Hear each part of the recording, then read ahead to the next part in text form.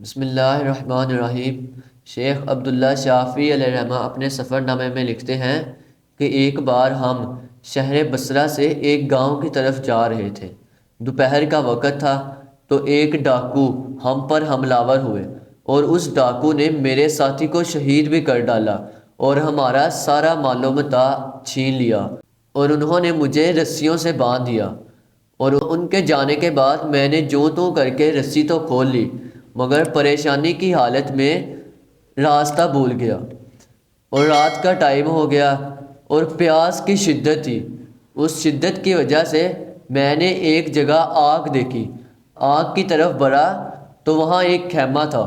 میں خیمے کے دروازے پر رکا تو وہاں سے میں نے آواز لگائی کہ العطشو العطشو، یعنی ہائے پیاس ہائے پیاس۔ اس کے بعد اتفاق سے اس خیمے میں وہی ڈاکو تھا۔ اس نے مجھے پانی دینے کی بجائے، میری پکار سن کر اس نے مجھے پانی دینے کی بجائے وہ ننگی تلوار لے کر باہر نکلا اور چاہا کہ مجھے ایک ہی وار میں قتل کر دے۔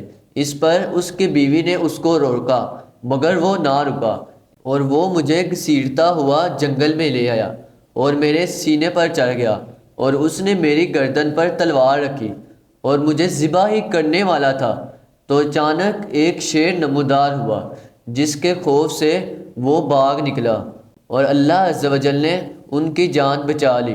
اور کہتے ہیں کہ میں اللہ عز و جل کی اس غیبی امداد کی وجہ سے شکر بجا لایا۔ لہٰذا سچ ہے کہ برے کام کا انجام برا ہی ہے۔